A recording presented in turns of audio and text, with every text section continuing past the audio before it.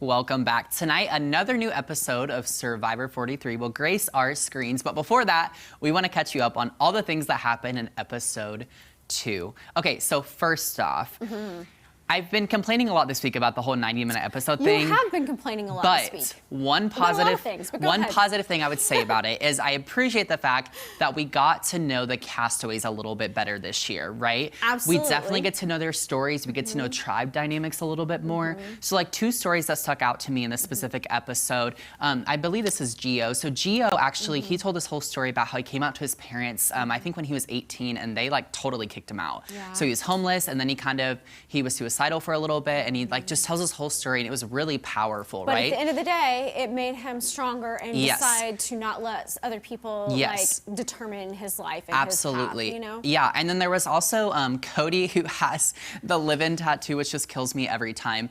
So he talked about also how he lost a childhood friend to cancer, and that like completely changed his outlook on life, which kind of inspired the live-in tattoo that he has, because he was like, okay, to see life taken away from someone so close to me and so young, like there's no reason to hold back in life. And I like, that's the part I love about this show that I always tell you, is seeing these humanistic features in this like super competitive social and strategic game. It's really powerful to see. Well, you know, to audition basically to be on the show, they have you like go through and talk about big life events and things like that. And they want to see what kind of storyteller you are, see if you can bring emotion out, stuff like that. So then I'm glad that they use that on the show. Absolutely. Okay, now, next in the episode, we hit the immunity challenge, and this challenge was very fascinating. I don't feel like we've seen something like it in a while, or at least not that I can like super recall. So it's a water challenge, of course. So they dive in, and then they have to like weed their way through this large contraption, okay? But also there's this like super heavy dragon snake thing that they have to carry. I think I read online that it was 400 pounds. That's what I read and I was like, oh my God, that is insane. So they have to carry this through, and then once they got on land, like back to the sand, they had to put the dragon on there, and then they had to do a puzzle, which, oh my gosh. Well, here's the thing about the puzzles. Like, does Jeff not know that it's like not really fun to watch other people do puzzles? Yeah, I kind of agree. Well, it is exciting when it gets like really close. That's really my only like thought on that. Besides that, it's kind of like meh. People catch up, like if they're not as physical and they were slower on the physical part.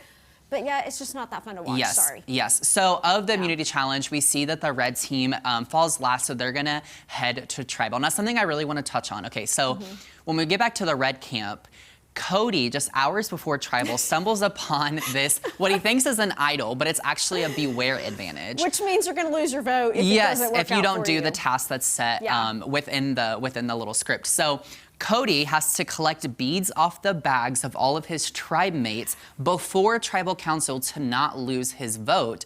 And if he is able to do that, then he gets an immunity idol. So it was super crazy. And here's the thing I really enjoyed about this is that, one, we've seen Cody, who's a really strong player, kind of like go the most vulnerable we've seen, because that's such an interesting position to be put in right before tribal. Now, his tactic to get there is what really fascinated me. It was not his idea. We have to give all the credit to Jesse, who's also in the red tribe. But Cody had this like, I don't know, palm frond hats thing. And so Jesse was like, you should ask our tribe mates to give them to you to decorate your hat. And I was like, that is genius. Because what else are you gonna do with a bunch of beads? Like, I need your beads. And not be able to tell them why. Of course. And what's hilarious is the episode kind of makes you think that maybe he doesn't get all of the beads. Oh, they totally edit it where you think that he didn't get one. Right, but of course in the end he ends up getting all of them. So we get to tribal, and this whole episode they're kind of teeing it up that it's probably between Justine and NECA, right? Now, something I was telling you earlier that I